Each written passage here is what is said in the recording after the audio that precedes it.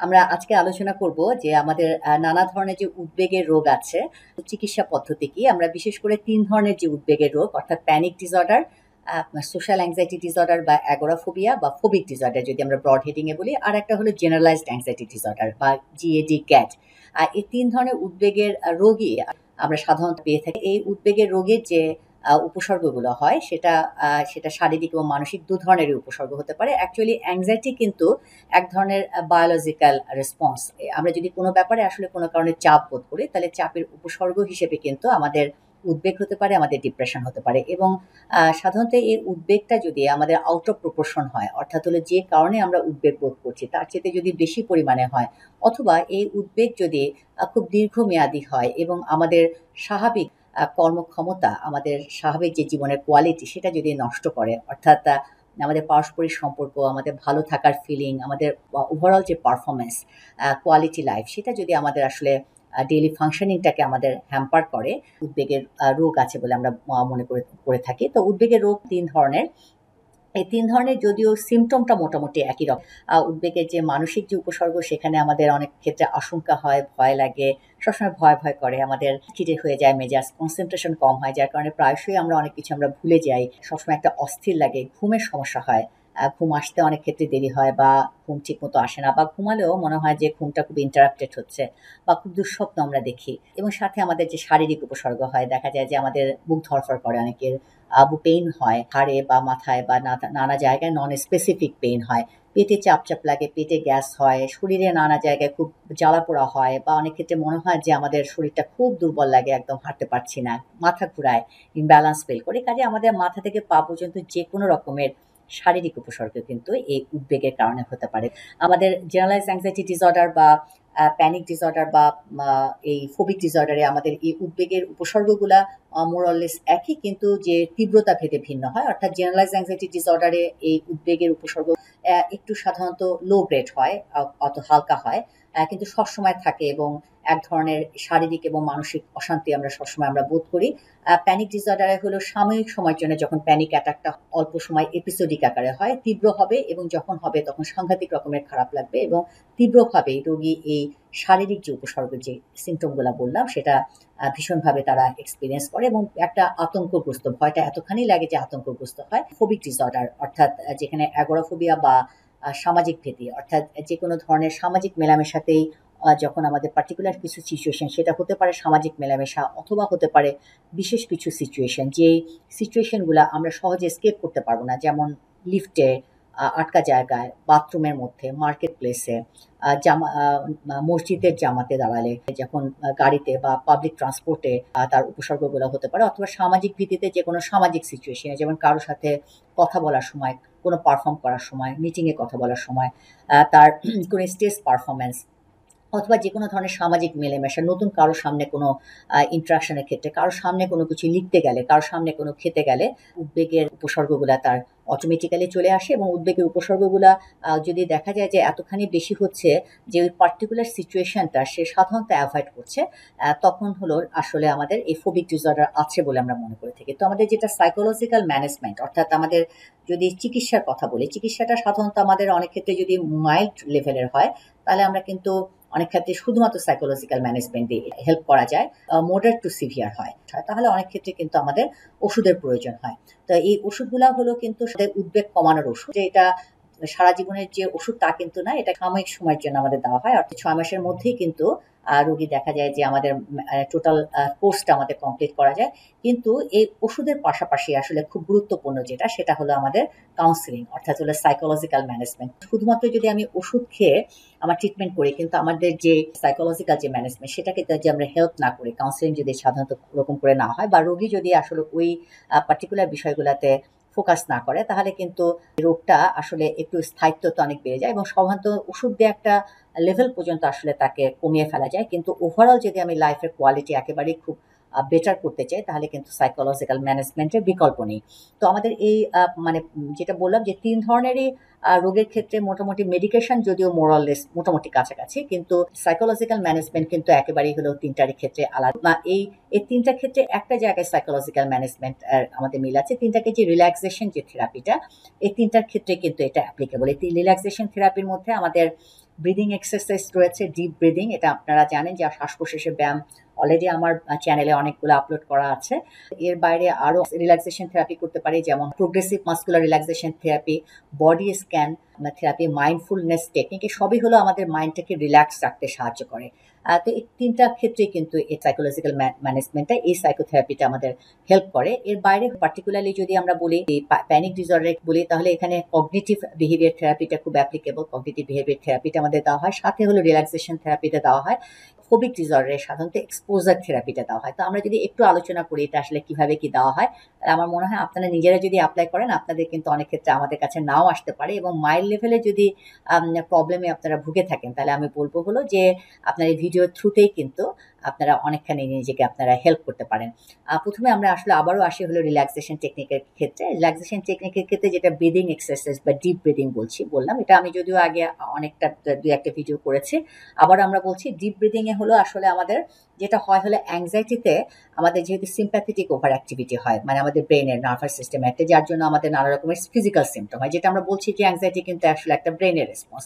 তো সেক্ষেত্রে আসলে ডিপ ব্রিদিংয়ের মাধ্যমে আমাদের যে প্যারাসিম্প্যাথেটিক অ্যাক্টিভিটি সেটাকে স্টিমুলেট করা হয়। তো সেক্ষেত্রে আমাদের আসলে মানে ডিপ ব্রিথ করা হয়, অর্থাৎ দীর্ঘভাবে হলো শ্বাসটা নেওয়া, স্লোলি শ্বাসটা নিতে হবে খুব ধীরে ধীরে, এবং হলো শ্বাসটা আমরা পেটে নিব। নর্মালি আমরা বুকে যে শ্বাস নিই সেটা না নিয়ে পেটে নিব, কারণ হলো আমাদের যে আসলে ডায়াফ্রামের মধ্যে আমাদের যে ভ্যাগাস নার্ভটা আছে, যেটা হলো সিম্প্যাথেটিক স্টিমুলেশনের জন্য আসলে হেল্পফুল, যার কারণে হলো আমাদের অ্যাংজাইটিতে যে রেসপন্সটা দেওয়া হয় তার অপোজিট রেসপন্স, অর্থাৎ হলো আমাদের বডিটা রেস্টফুল কন্ডিশনে চলে আসে। ধীরে ধীরে আমরা শ্বাস নিব, পেটে শ্বাস নিব, এবং হলো কিছুক্ষণ আমরা ধরে রাখবো, তারপরে আবার হলো ধীরে ধীরে শ্বাসটা বের করে ফেলবো। শ্বাসটা যখন নিব বা ছাড়বো, পুরো প্রক্রিয়াটা আমরা যখন করব তখন পুরাটা আমরা কনসেন্ট্রেট করব আমাদের বডির ভিতরে, অর্থাৎ হলো আমরা যে শ্বাসটা নিচ্ছি একটা ঠান্ডা বাতাস আমাদের ভিতরে ঢুকছে, আমাদের পেটটা একটু ডিস্টেন্ডেড হচ্ছে, আমাদের আবার যখন আমরা শ্বাসটা বের করে দিচ্ছি তখন আসলে বডিটা রিল্যাক্সড হয়ে যাচ্ছে, মাসেলটা রিল্যাক্সড হয়ে যাচ্ছে, আমাদের শ্বাসটা আস্তে আস্তে করে বের হয়ে যাচ্ছে। এটা কিন্তু আমরা ফিল করার চেষ্টা করব। এটা আমরা যদি বেশ কিছুক্ষণ করে দেখি, দেখবেন আপনার অ্যাংজাইটিটা অনেকখানি কমে যাবে, এবং এই যে সিমটম যেগুলো বলছি সেগুলা কিন্তু অনেকখানি আমাদের কমতে সাহায্য করবে।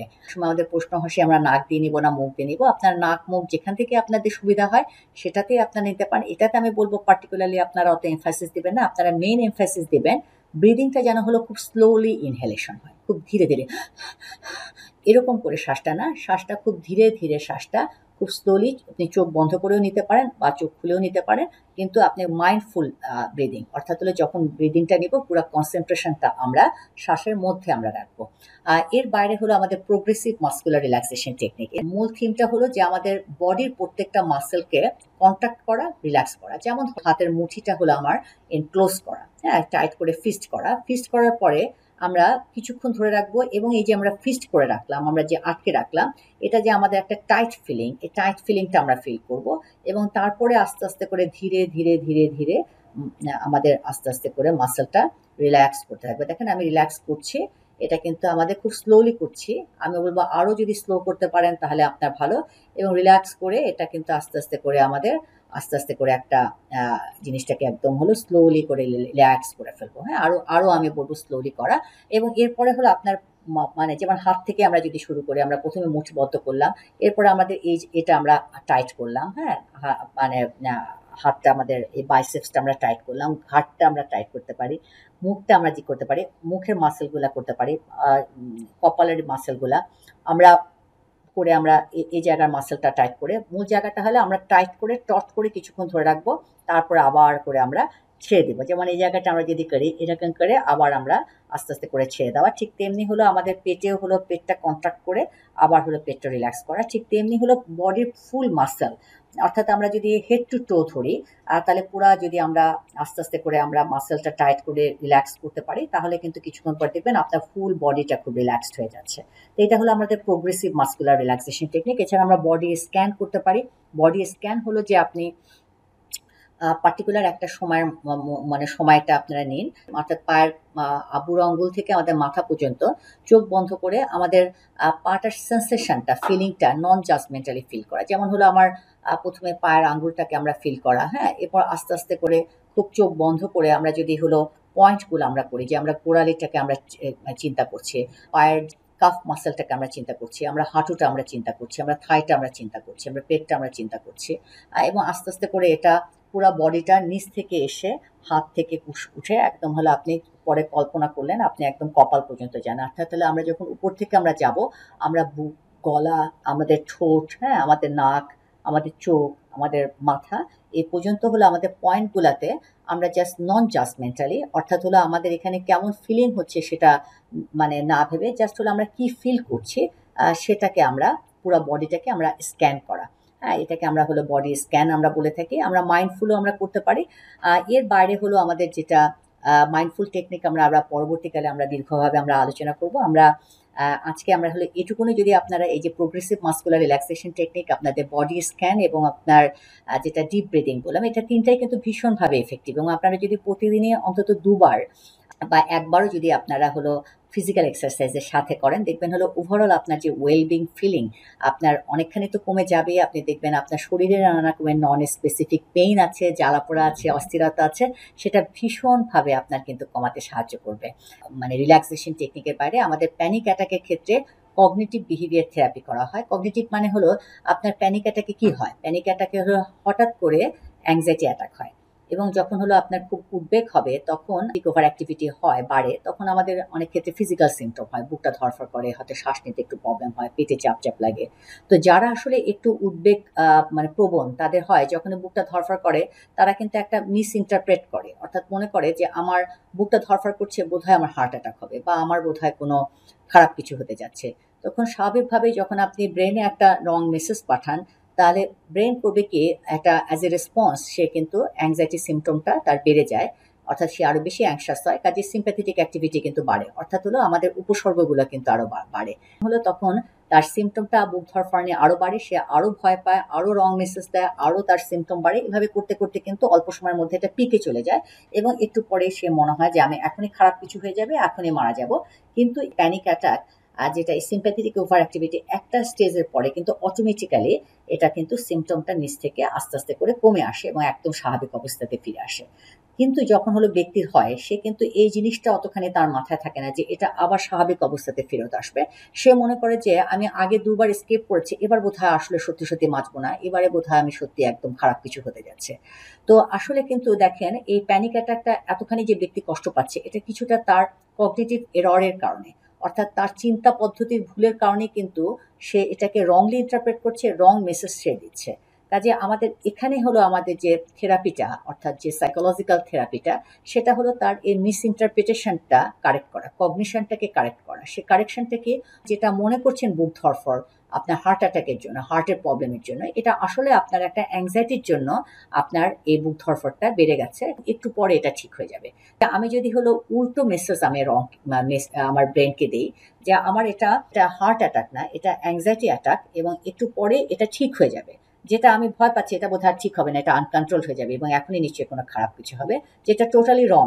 এই ভুল মেসেজের জায়গায় যদি সঠিক মেসেজ দিয়ে আমার ব্রেনটাকে আশ্বস্ত করি, তাহলে কিন্তু ইন্টেন্সিটি অফ দ্য অ্যাংজাইটি অতখানি থাকছে না, তো একটু পরে এটা নিয়ন্ত্রণের মধ্যে চলে আসছে এবং আস্তে আস্তে ঠিক হয়ে যাচ্ছে। এবং এর সাথে আপনি যদি রিল্যাক্সেশন টেকনিক, আপনি যে ব্রিদিং এক্সারসাইজ করেন, দেখবেন হলো আপনার সিমটমটা অনেকখানি কমে আসতে সাহায্য করছে। প্যানিক অ্যাটাকে আমাদের মূলত এই কগনিটিভ বিহেভিয়ার থেরাপি আরো ডিটেলে করা হয়, এবং সাথে এই রিল্যাক্সেশন টেকনিকটাও দেওয়া হয়।